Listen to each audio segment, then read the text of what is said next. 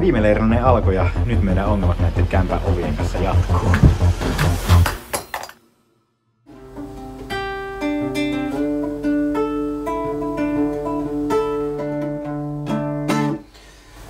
Mä latasin puhelimelle tämmösen appin, millä pystyy tekemään musiikkia, siis tämmönen Flip-ohjelma, jolla pystyy niinku äänittämään eri ääniä ja sitten muokkaamaan niistä semmosia niinku loopeja, että pystyy tekemään musiikkia sitä kautta. Ja mä ajattelin, että tässä leirillä nyt on hyvä testailla tätä, niin tässä vlogissa kaikki musiikit mitä kuuluu, niin ne on tehty niinku äänistä, mitä mä oon tällä leirillä äänittänyt ja sitten muokannut tällä appilla. Ja no, katsotaan nyt, näistä nyt voi tulla ihan mitä vaan.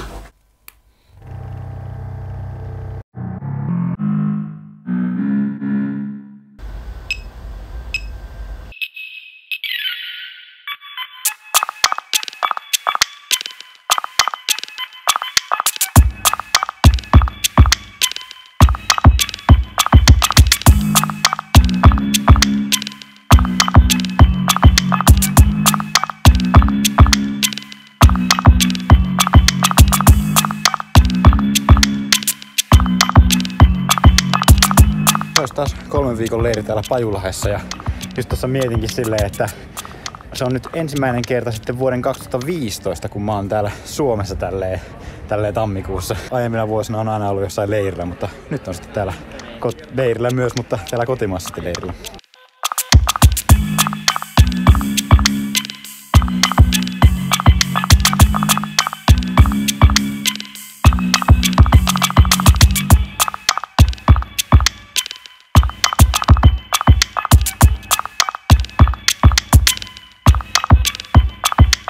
Tämän leirin teemaksi voisi sanoa hallikauteen valmistautumisen. Just sillä ajatuksella se hallikausi tosiaan pystyttäisiin järjestämään. Että kyllä mä uskon, että jonkinlainen hallikausi saadaan. Mutta esimerkiksi ei noita EM-hallejakaan ole vielä peruttu. Että jos ne järjestetään, niin siinä on kyllä ehdottomasti mulle sitten päätavoite tälle hallikaudelle ne EM-hallit.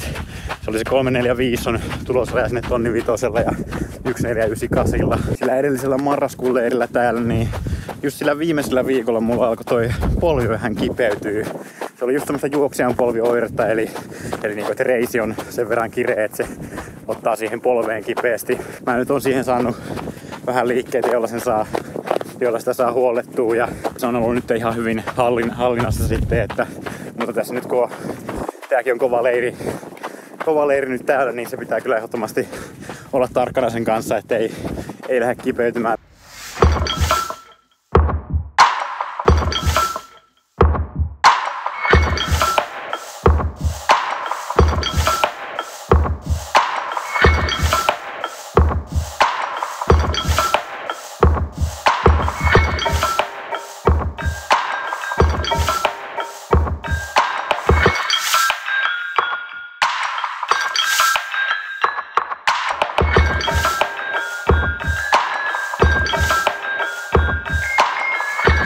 Ekaksi 10 kertaa 300 minuutin palautuksella. Vauhdit oli semmoista 50, 49. Sen jälkeen 5 minuutin palautus ja sitten 5 kertaa 300 metriä piikkareilla. Ne oli sitten vauhdit oli silleen, no ensimmäinen oli 4-4 ja sitten ne oli loput oli silleen 4-3, 4-2. Jotenkin silleen kivaan tuntuu semmoista vahvaa tuo juoksu, että osaa jakaa silleen voiman silleen sopivasti, että vaikka silleen tuossa viimeisessä sarjassa, niin vaikka siinä jo vauhtia on jonkin verran, niin siinä kuitenkin se ei mene semmoiseksi hirveäksi temppaamiseksi se juokseminen, että se pysyy semmosena sopivan vahvana se askel koko ajan, ettei tule semmoista hirveätä hapotusta. Että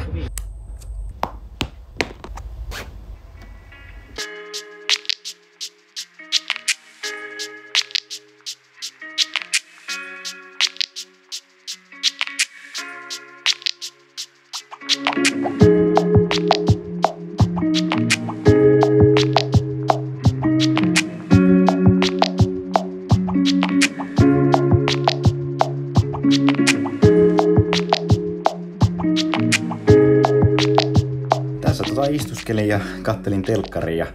Sitten vähän niin kuin olisi kuulunut semmonen niin kuin, että joku olisi koputtanut oveen. Oli vähän, että kuuliks mä oikein?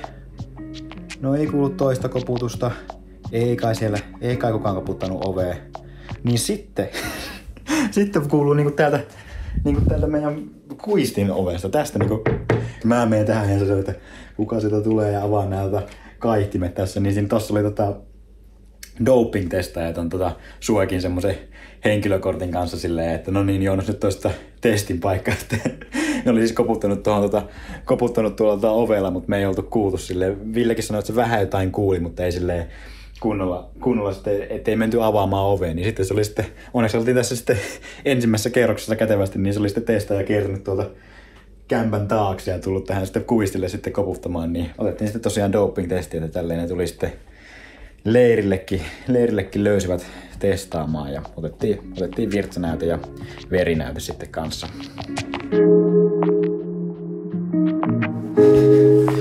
No niin, meillä tulee tässä huoneen vaihdos. Toi ylemmän kerroksen huone toimii pikkusen paremmin, niin katsotaan jos saataisiin vähän tasaisemmin pysymään toi korkeus. Ja kyllä se nyt ylemmän kerroksen huone ei ihmekään, että se toimii paremmin, kun se nouseekin tänne pari metriä tänne niin kuin lähemmäksi sitä tavoiteltua korkeutta.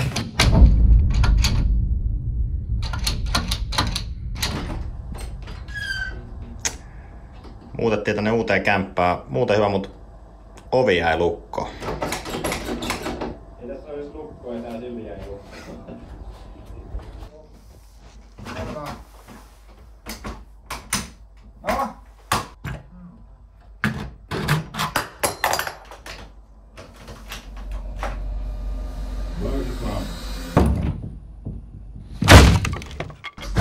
Viime leirinen alkoi ja nyt meidän ongelmat näiden kämpän ovien kanssa jatkuu. Näin siinä kävi, että ovi jäi jumiin ja toiset talonmiehen kiivität parvekkeen kautta tänne ylös. Ja ei se siltikään, me koettiin, että saako saranoiden kautta, mutta ei siinä sitten lopulta sitten vähän potkastiin se ovi siinä sitten auki, että ton verran sitten hajosi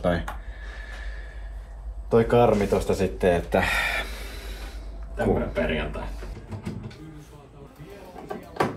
Nopeata toimintaa Pajulahelta. Meillähän jos ovi, niin nyt se on taas ehjä.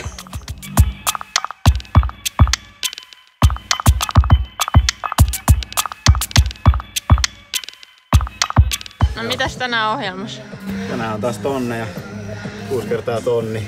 Itellä mulla oli täys treeni alun perin ohjelmaan merkitty iltapäivää, mutta kerta ryhmä on lähes aamupäivällä, niin silloin tehdään aamupäivällä. Ei lähde liian kovalla.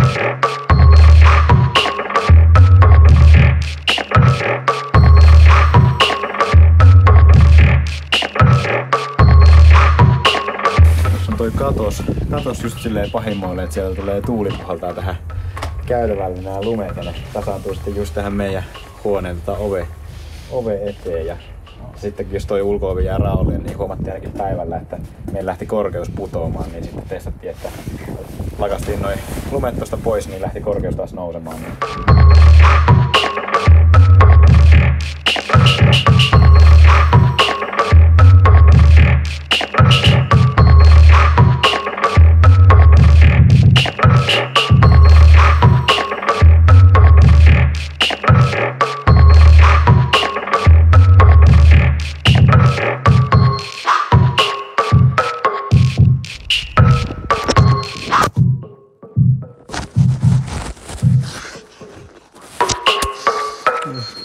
Se ei nyt ihan onnistunutkaan se kuvakulma.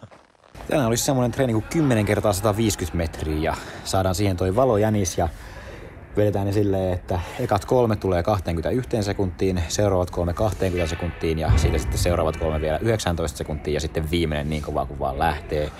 Ja tästä siis tosiaan erityisen mielenkiintoisen tästä treenistä tekee, että saadaan tonne etusuoralle semmoista askelanalyysimittarit, jotka sitten mittaa siinä vedon aikana niin kuin meidän askeleen pituutta ja mittaa sitten myös kontaktiaikaa.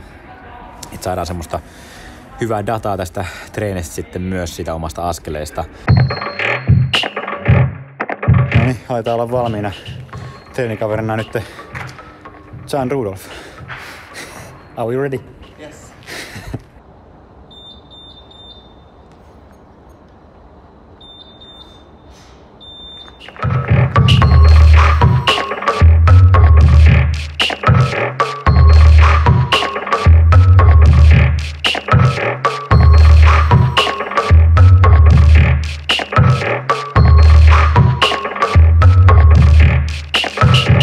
How was it, John?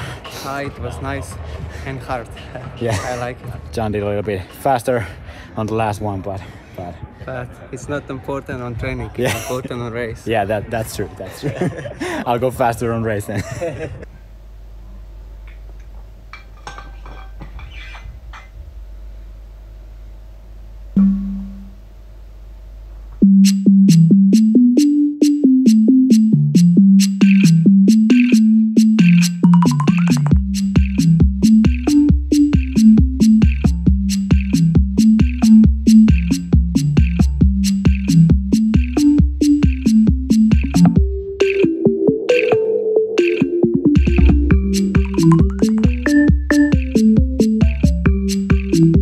Kova pakkana nyt haittaa tämän talon koneistoa sen verran, että se ei pysty pitämään yllä näitä alppimajoja tässä, että kaikilta keltä on kysynyt, niin korkeus on pudonnut tosi paljon ja meilläkin toi korkeus on nyt tällä hetkellä 800, eli ei siis käytännössä ollenkaan korkeutta, mutta tosiaan eipä tässä oikein muuta ole tehtävissä kuin vaan toivoo, että toi pakkanen tosta lähtee lauhtumaan, niin sitten saatat taas koneisto toimimaan. Mutta treeni kulkee kuitenkin ihan hyvin ja sehän tässä loppupeleissä kuitenkin tärkeintä ja noita EM-halleja nyt kun ei ole vielä peruttu, niin noita hallikauden kisoja ollaan nyt sitten suunniteltu tosiaan vähän niin kuin tähtäämään sinne EM-halleihin. Se siis tarkoittaa sitä, että jos löytää joku semmonen tarpeeksi kovatasoinen kisa, missä pystyisi hyvin juoksemaan sen tulosrajan sinne EM-halleihin, todennäköisesti ulkomailta. Tässä nyt on tällä hetkellä on yksi ulkomaan kisa sille tähtäimessä. Vielä on sille tilanne aika epävarma, ettei ole ihan varmuutta siitä, että pääseekö sinne lähtemään tai onko sinne, vaikuttaako, että onko sinne edes järkevää lähteä, mutta katsotaan tässä vähän miten tilanne elää ja ensi vlogin aikoihin mä tiedän jo tarkemmin, eli palataan asiaan silloin.